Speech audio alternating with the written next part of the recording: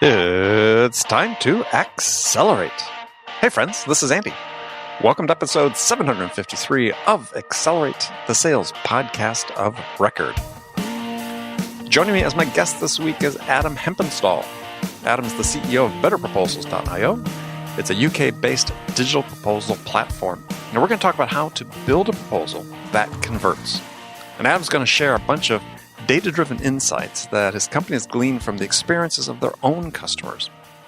Now, among the topics we're going to get into today are why proposals still matter in sales, why they're important for sellers, why they're important to get right, why a proposal is not meant to educate your prospect. If you're putting new information into the proposal that you've never exposed your buyer to before, generally not a good idea.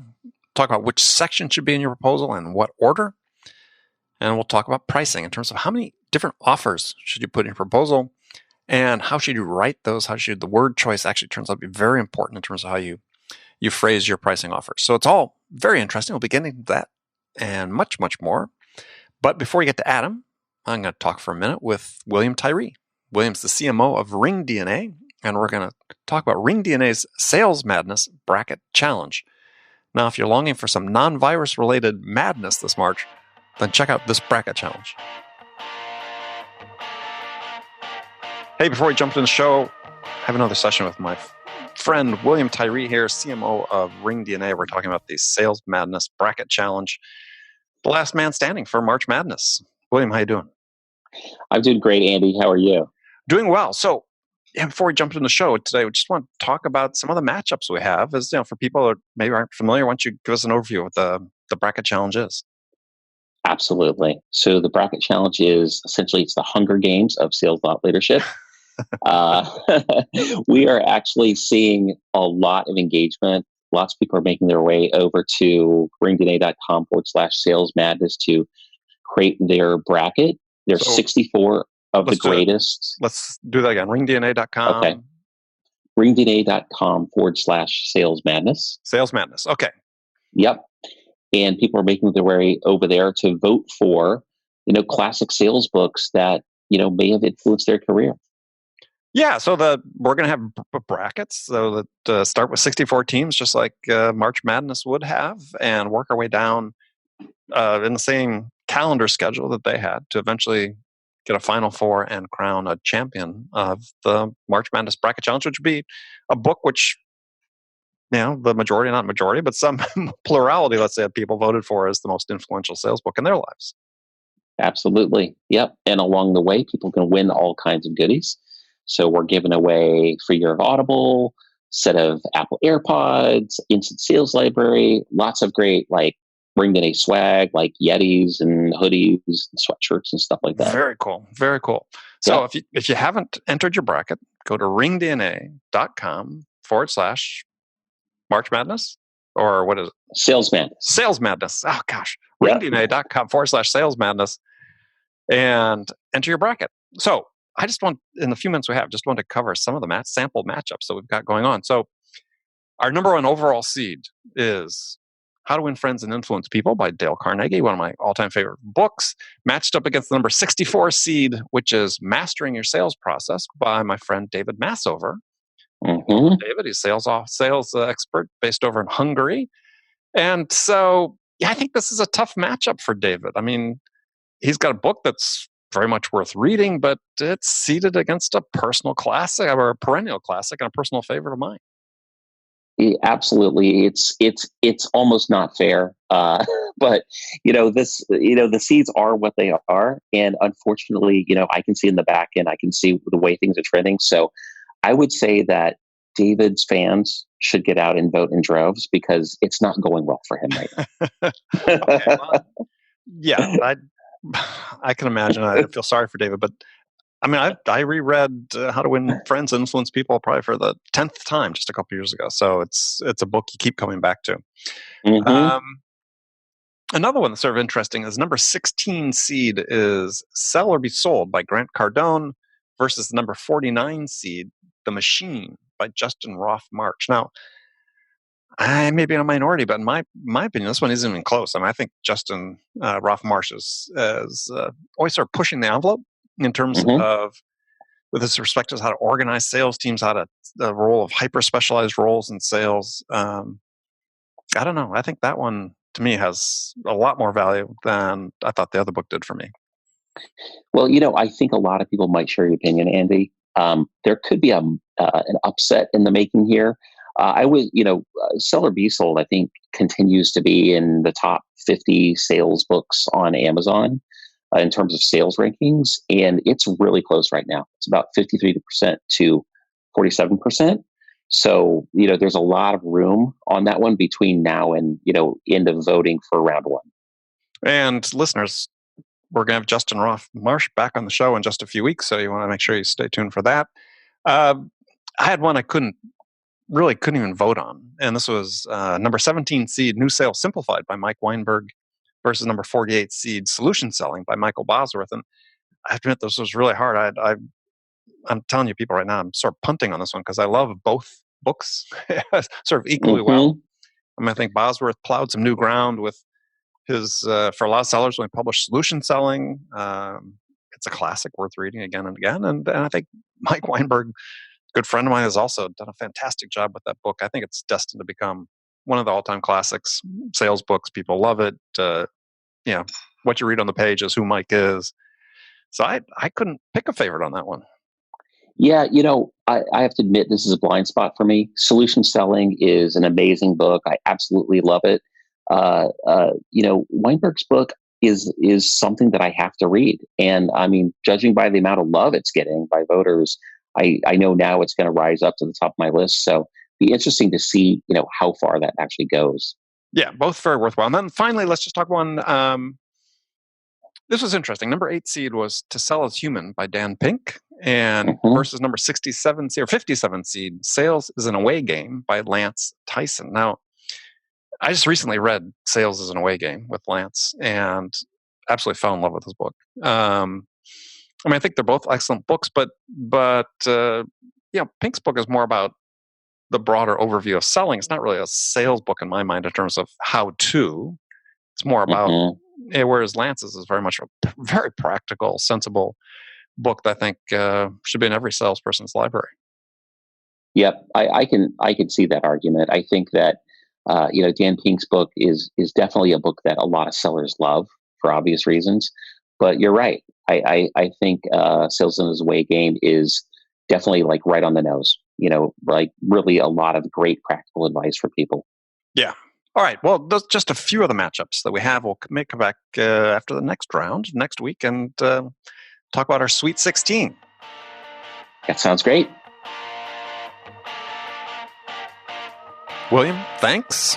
Friends, again, to fill out your brackets, go to ringdna.com/sales madness. That's ringdna.com/sales madness. Okay, let's jump into it. Adam, welcome to Accelerate. Thank you very much for having me. And you're joining us from Brighton, England, right? Close enough, yep. Oh, so where is it precisely?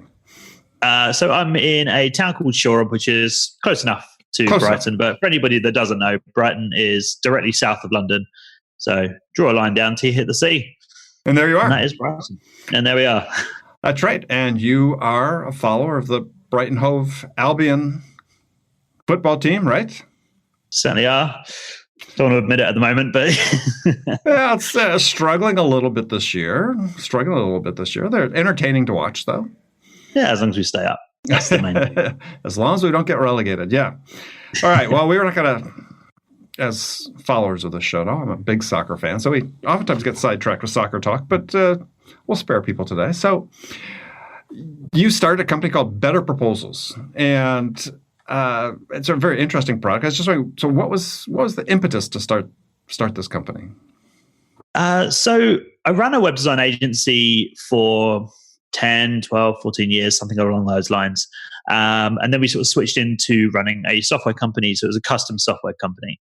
So we'd go in, do a load of consultation and present a big solution. Mm-hmm. The common theme through both of those different iterations of the business was presenting proposals in order to win business. And at no point during any of that was it fun, easy, quick, effective use of time, anything along those lines. So, but it always made the difference on whether you won the job or whether you didn't. So everything else was fairly constant.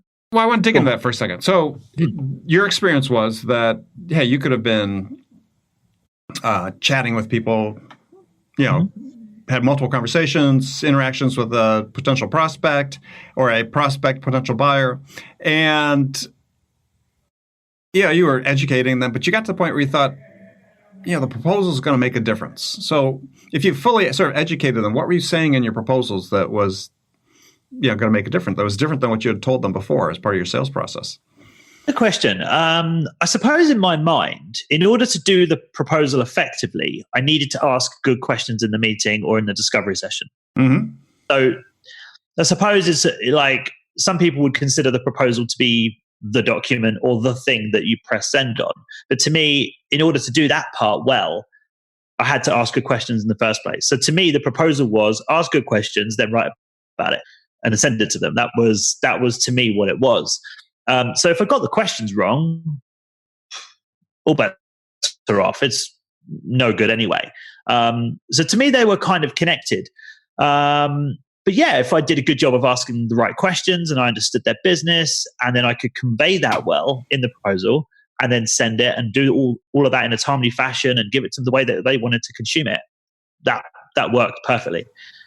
Yeah, my question was perhaps a little bit different. This is because I think proposals are used differently now than they've been in the past and so on. But if I go into discovery or a salesperson goes into discovery and they're asking questions, sort of the implication for many salespeople is, well, I'm going to answer those questions in our proposal, or I'm going to answer those questions in a big presentation we do. But increasingly, you answer the questions sort of on the spot, because it's part of being able to ask the next question after that, is to be able to provide an answer to the buyer to say, okay, here's some context or an answer to your question. Then based on that, based on their answer, what's the next question I should be asking? And so oftentimes I found that you sort of answered a lot of the questions. You're not saving up the answers to your questions for proposals, but maybe the proposals are just, I'm summarizing once again what we've committed to. Is that how you sort of see it? Yeah, no, that's fair. So I think if you are an experienced salesperson or you've been around the block a bit and what have you, that you can actually do an awful lot of question answering, objection handling, all that kind of stuff there and then. You can mitigate it. And when you get really good, you can actually bring things up that make them object, and then you can handle it. Mm-hmm. Instead of trying to brush it under the carpet and hope they don't mention it, right. Provoke them into bringing something up, and then you've got the perfect answer for it. So that's when you can start to sort of stoke the fire and get quite good. But yeah, there's always going to be an element, especially in complex sales. If you're selling tins of baked beans, you don't. Do you know what I mean? There's the value proposition's quite clear, isn't it? Are you hungry? Yes. Right. Well, there you go.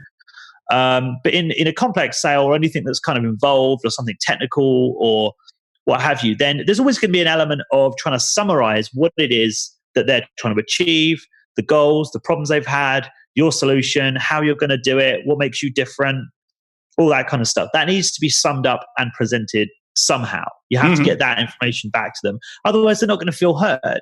So, yeah, I don't know. Well, I think it's a great point. We should focus on that for a second. It's because, again, is I see sellers that do sort of save stuff up for the proposal, and my belief is that proposals are not really meant to be educational. I mean, to your point, is they're really a summary of the commitments you've made, of the points you've made, and if perhaps even more understanding to your last point you made about they'll make sure they've been heard. I would phrase it slightly different. Is the customer wants to make sure that you understood, that they were understood, right? And you convey that through your proposal. Yeah, and I think it extends beyond just the proposal. I think that's if I had to make a point about any of this stuff, it would be that. It would be that this all extends beyond that. You can't do a good job of the specifics of writing a proposal without having done a good job of the discovery. If you muck that bit up, you're into guesswork. So yeah, I call it at that point, if you muck that up, you're fighting for second place and you don't know it. Yeah. Yeah, that's a really good point. But yeah, I mean, I think, if there's any takeaway there, it's, ask really good questions and don't skimp on that part. And yeah, the proposal can be, should be a summary. There shouldn't, if you've done everything perfect and you've done everything textbook, there actually shouldn't be any surprises in the proposal. That was my point, right? You're not educating them. They're confirming what they thought they heard from you, or you're confirming in their minds what they thought they heard from you. And that really important point is that you understood. Which is kind of why I've always recommended that the introduction or the executive summary or the overview or whatever it is that you want to call the first sort of meaningful piece of text should always be about explaining to them or getting across the point that you've understood what their issues are. By highlighting them.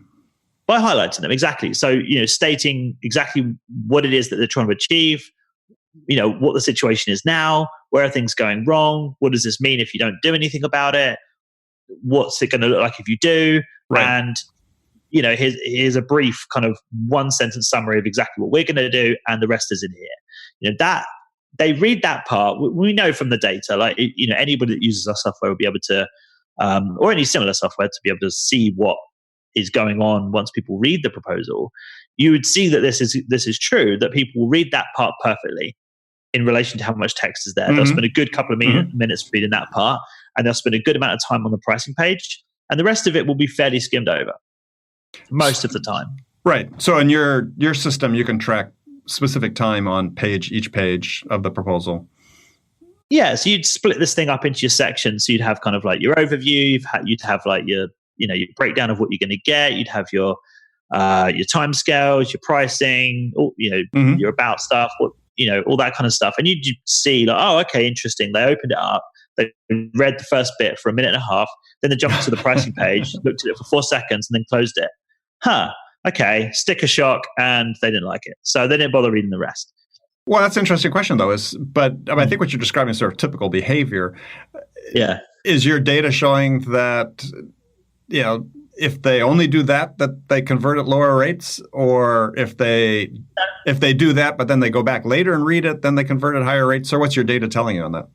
On that, it's individual. So there's certain stuff that we look into and certain stuff that we don't. So that would be private data to me.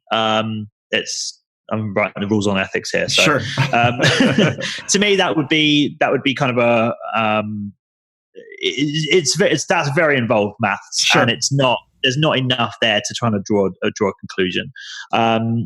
But in an individual case-by-case basis, you could go in and have a look and see that is generally true. In terms of conversion rates on that, it's difficult. But what I would say is it gives the salesperson a fighting chance of being able to follow up in an appropriate way. Mm-hmm. Right. So if somebody has opened it, read the first bit for 20 seconds, then they're on a phone, and you can see the devices as well. So you can build a bit of a picture as to what they're doing. So if they're on a phone at 6:30 in the evening, and they've read the intro and looked at the pricing page, and then they've closed it, they're probably on the train on the way home.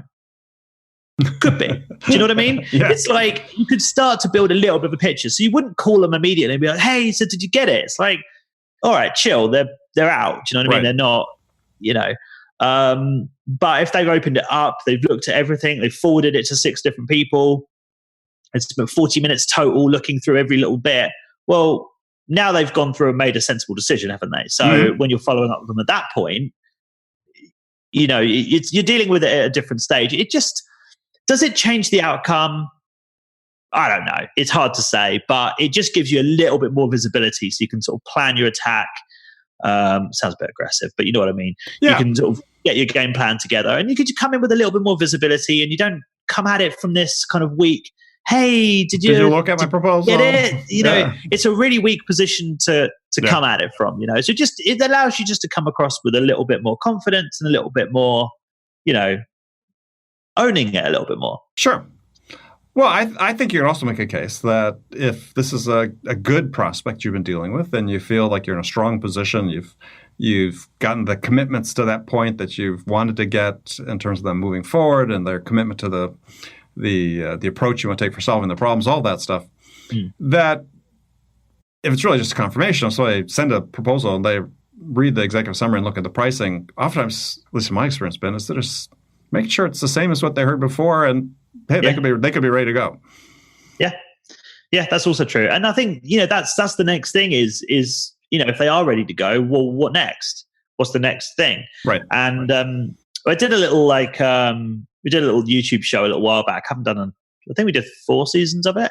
We called it Proposal Breakdown. And what it was people sent through real proposals. Mm-hmm. Some were customers, some weren't. So quality was varied. And it was really, really staggering to me how many people didn't put any sort of next steps on there. In the proposal. So they're just giving the info, but no instructions. It's not a guided tour, which is what it should be. It should be like, cool. So here was this thing we discussed, and there was this bit, and there was all the details that I promised you, and there's this bit, and there's this bit, and this is how much it's going to cost. This is how long it's going to take, and here's what you do next. Right. Here's where you sign. Then this is going to happen. Then that's going to happen. All nice and simple. All very cool. Just type your name and press go. That's it. It's like that's what it should be like. Right. Well, it's one of the values of doing an online proposal system is that, you integrate signature and even payment, depending on the type of product you're selling, right there. Yeah, exactly. But what was incredible to me was, let's just pretend that you're not using fancy online proposal software and you're doing it with, Word and a PDF and say hi to the dinosaurs for me. Sorry, I had to get a little. Had to get that in there. Yeah, go ahead. But even if you are doing it the old school way, like still explain to them what the next steps are. That's got to go in there. You can't. It's not a game show. They shouldn't be trying to figure out what the next bit is. You should just tell them. Right. That creates friction. If people like to be told, that's okay. You're at that point where they won't be told what to do next. And it doesn't have to be complicated. Like, keep it simple. Like, print this out, sign, send it back. Okay, that's a bit annoying. Obviously, it'd be better if it was online digital signature. Fine. But keep it simple. Don't have complicated stuff in there. There was one proposal we reviewed, and it was, I think the theory was good. It was a list of expectations. So I think the idea behind it was quite good. So it was like, here's what you can expect from us, and here's what we expect from you. Cool, not bad.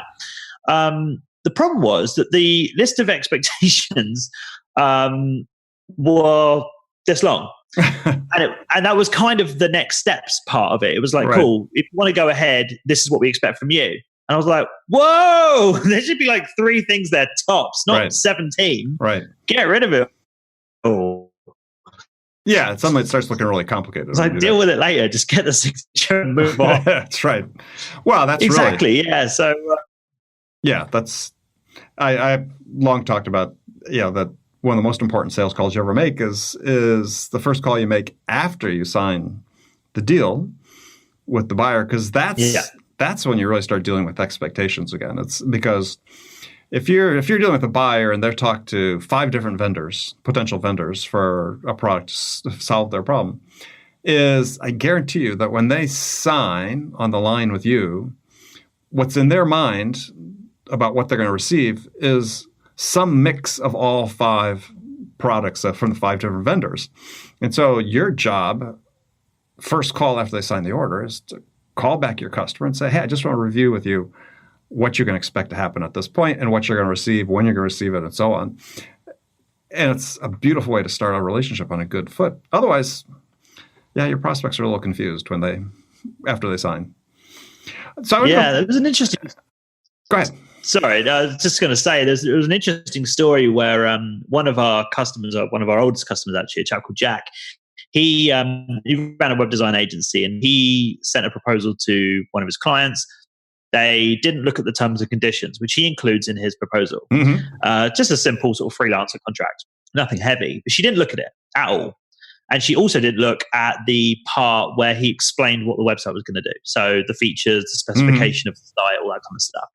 So she signed it, and immediately he's like, this doesn't look right to me. So he called her up and was like, hey, I just wanted to check. Basically did exactly what you said, like just run through and just re-summarize.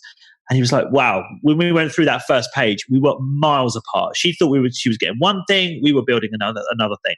but she'd signed it. So you could say, well, you signed it, you looked at it, that was it. But that might be great in court, but is that good for a relationship? Not really. Well, or your reputation, right? I mean, she could easily get on LinkedIn or somewhere and trash you too. Yeah, and she would have felt, heavily aggrieved that this wasn't what was delivered. But she had a massive misunderstanding because she didn't bother reading it. So he cleared all that up with her. There was a few differences. They sorted it out, re-signed the new proposal. She definitely read it this time, and it was all good. But it was interesting. He couldn't have done that if he didn't know what she'd read and what she hadn't read. So if that was just like a PDF that was just either signed or not, no idea. Yeah, well, that's interesting. Yeah, that's true. It's a great point. Is you have a record of what people actually went through and what they looked at. But yeah, I would say even in the case of as an online proposal system like Better Proposals or physical, call the customer after they sign the order and just spend 10 minutes just walking them through, as you said. Hey, this is what you told us you wanted. This is what we understood. This is why you proposed this. And this is what you'll be getting and when. And I know so many salespeople that get frightened by that prospect. Oh, they're going to cancel the order. And to your point, Jack got the order. He was up front with her and explained it. That's what happens. People, always take that step. So I wanted to go through some data that you had talked about in some of your articles you've written and so on that I thought were interesting. So one we sort of covered, but you'd said don't send a PDF. I think the data was you increase your chances by 78%.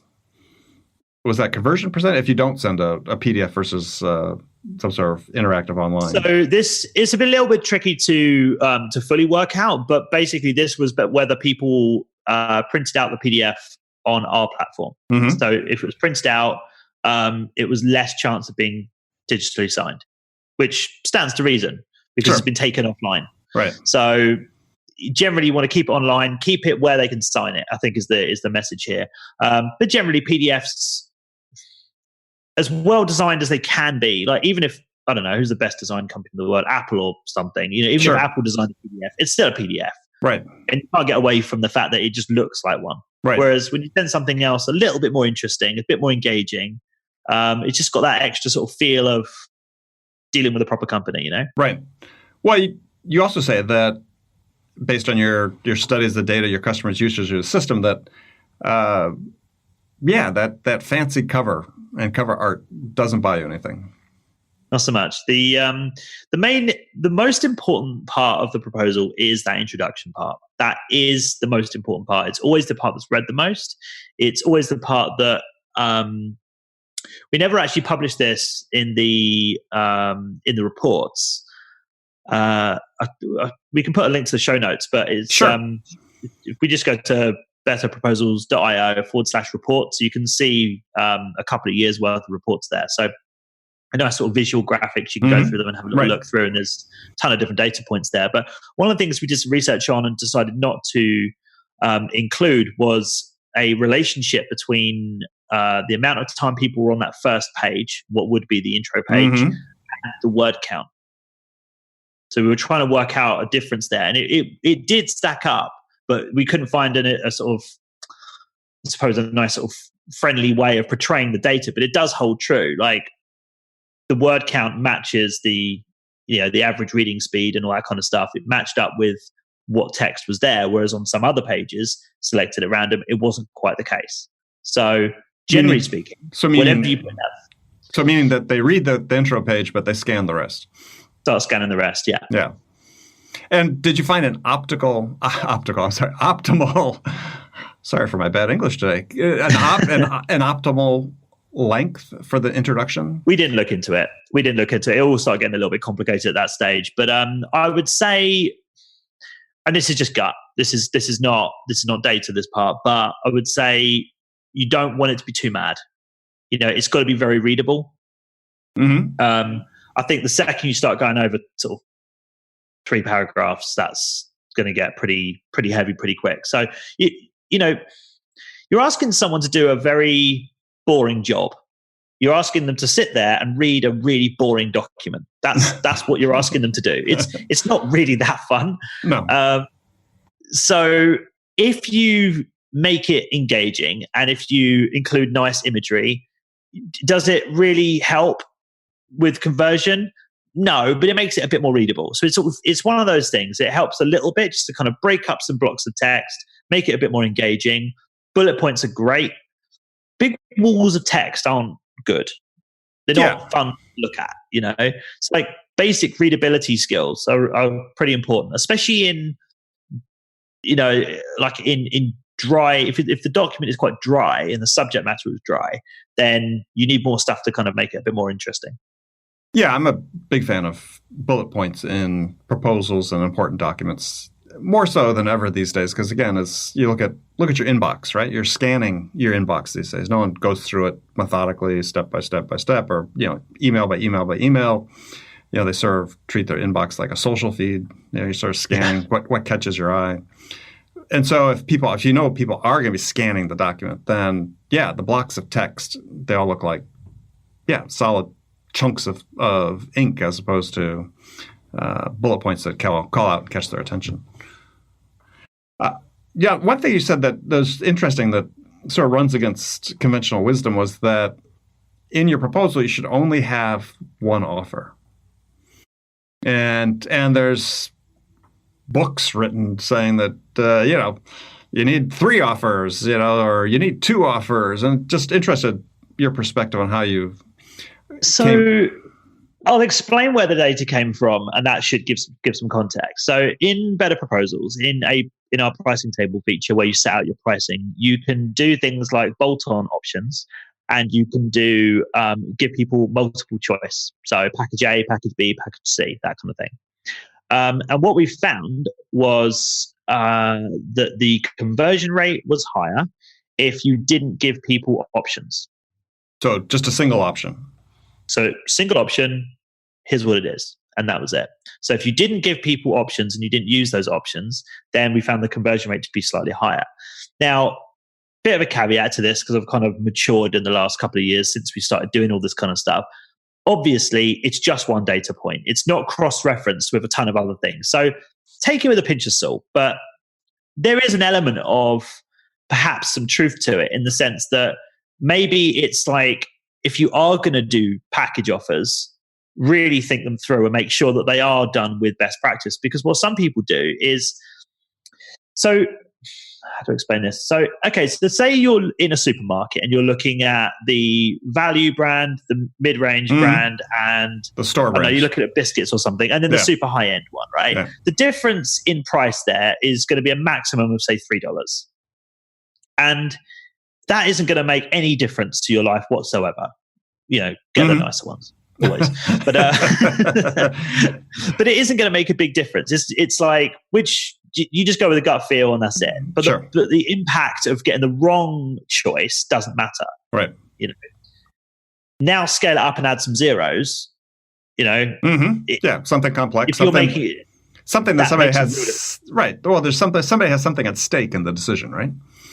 So that's exactly, this is my opinion on the data and I'm trying to make sense of it. But my theory on it was that sometimes people don't get the package offers right. And because they don't set them out how some of these great famous books suggest that you do it, by framing one of them as the better deal and kind of edging them towards a certain one, which is the whole point of the package selling in the first place. Now, if you do that and you do it correctly, then I think it can work brilliantly. But I think what a lot of people do is they go, oh, well, package A is this one, package B is this one, and package C is this one. And they genuinely can't tell the difference between, can't tell the difference. They can't make a choice because they haven't engineered a decision out of them. And I think that's where people fall down. Well, but I think back to the whole philosophy of the proposal of the type that you talk about, especially if it is a summary of what you've gone through before, is at least in a B2B sale with any sort of complexity, you shouldn't be getting to that point of the deal where you're saying, well, you could do A or you could do B. Which one do you want, right? I mean, as a salesperson, it's your job to have led them to what is the choice of what is the best approach they should use to go forward. And I think you come across looking, again, my experience, it's not based on tens of thousands based on hundreds, if not thousands of deals. But it's like, yeah, the customer wants to think that right? You're making the recommendation. What's best for them? It's the lab coat thing. It's the white coat. Take the doctor's approach to it. Right. It's like that. It depends on your positioning. It depends on your positioning. If you're an order processing kind of salesperson, and not downplaying it, but if that's your role, then sometimes it can be a little bit difficult to play that consultant. But if you're in a position where you can play that consultative role and you can be that sort of trusted advisor, and you come across as the person that knows what they should do, then you should be guiding them to a solution, and you should have already done that by that point. It seems backwards to me that you would get to the pricing stage of a proposal, which is pretty far through the process. Do you know what I mean? In terms of like initially speaking to them right away from that point, you're almost at the end there. To go all the way to the end of it, so which one do you want? It's almost like that should have happened 3 weeks ago or 7 phone calls ago. Yeah. It's weird. It's like, I don't know. It's almost like you're almost home, and then you're like, wait, let's go back out. You're like, wait, man. I was like, mentally, I was finished. I don't want to go out anymore. Well, you're done. Right. I think salespeople oftentimes panic with the single option because they think that's a single option. What if they don't like it? Well, the point is that we made earlier is there's nothing you should say in a proposal that's news to the prospect. They should know all of it. Something you've told them before, you shared, you worked through before. Yeah, if you come in and your pricing is a surprise, that's an issue. That's a problem. Yeah.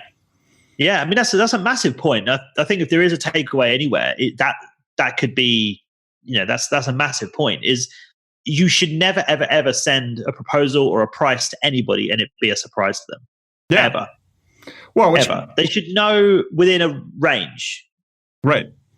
Well, I think a second point, sort of allied with that, is I'm a huge believer that you just never send a proposal without having a meeting or online meeting, a call where you review it almost in real time with the buyer. So, hey, I just sent this to you. Let's hop on this call. Here's a link. Let's walk through it. What a lot of people do, actually, it's really interesting, especially with things like Zoom and this kind of stuff. Is they will build the proposal, not send them the link, then jump on Zoom and will screen share the proposal. So Perfect. They can't skip ahead. Love it. They can't skip ahead, but then they've got it ready on the send page in another tab. Mm-hmm. And when they get to that point, if they're thinking, yeah, this is good, they're a goer, then they just press send and they cool, check your email, and you can open the link and then you can go and sign it. Yeah. So it's like they guide them all the way through it, handle all the objections, and they go, yeah, brilliant, let's go for it. And you go, cool, check your email. And there it is. Perfect. And there it is, type your name, press go. And it's like, brilliant. It's awesome. Really, really, really good way of doing it. Oh, I agree. Yeah, and that's so, just to make sure people understood, is you prepare the proposal, but you review it with them first before you send it to them. Yeah, excellent. All right, so last bit I wanted to talk about, and again, I'm interested if you had data supporting this or so on, because you're pretty strong about it, but as you say, never label the pricing section pricing. And now, do you have data that supports why that's a bad idea, or whether you should do you talk about ROI or return on investment or so on? Any data that supports that one way or another? I'm sort of curious. Yeah, so I am just scrolling to our report and I will find it for you. But yeah, the general idea is that, I mean, obviously it depends what you're selling. If you're selling we were joking about early biscuits or something. There's not a lot of ROI on biscuits other than, it tastes good. But it tastes good, right? Weight. Extra weight. Yeah. But yeah, no, the way that we came to the conclusion with the pricing section and working that out was we simply looked at which one. We had a feeling it would be the word investment. That would be a trigger point because it was built into an awful lot of our templates. We knew that it would have a heavier weighting. So we simply just looked through and did a search for conversion rate of proposals that use the word investment on the pricing page versus or naming it with investment in versus not, and the conversion rate was higher. We didn't publish the conversion rates, but that was how we came to it. I do remember it being quite significant. I can't exactly remember the numbers, but I remember thinking, yeah, that doesn't surprise me that it's higher, but I'm surprised it's that high.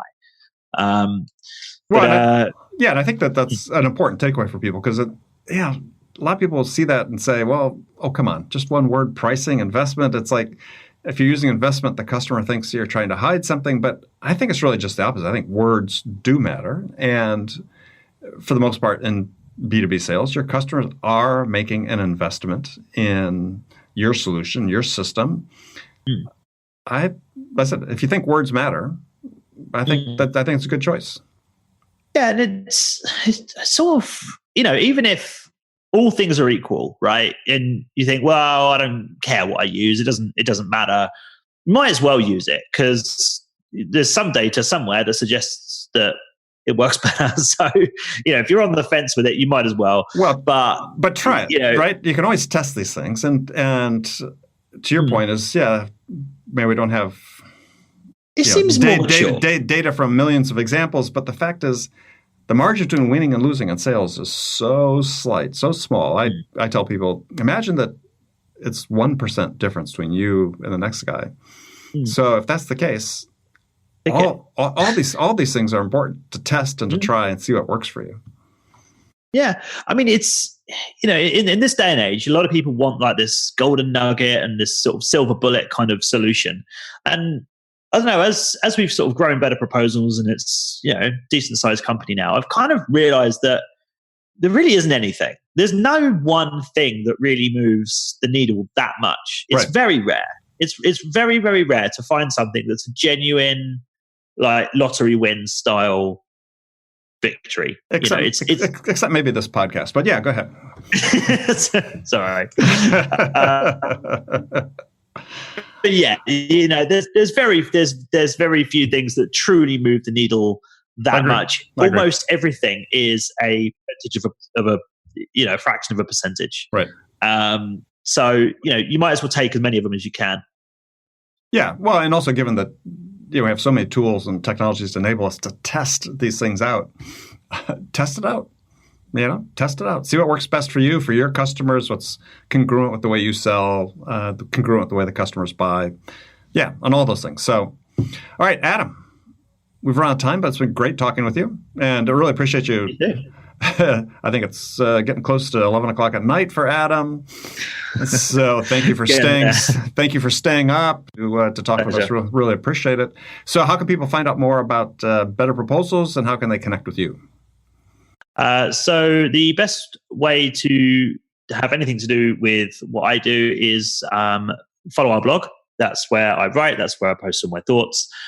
So that is housed on our Better Proposals website, which is betterproposals.io. And then you can find the blog there. There's tons of books and things like that I've written. It's a nice sort of feedback loop there when people sort of read some of the books that I've written over the years and then sort of reach out. That's always really, really cool. I am on LinkedIn, but it's not something that I particularly engage with much. It's any feedback through the books is always nice. Okay, excellent. Well, Adam, again, thank you very much. I look forward to talking again. Pleasure. Thank you so much, Andy. Take care.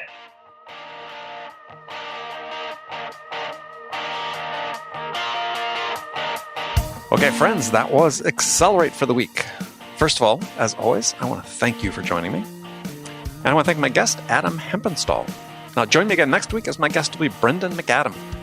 Brendan is the author of a very good book titled Salescraft, Proven Tips, Practices, and Ideas to Advance Your Sales Success.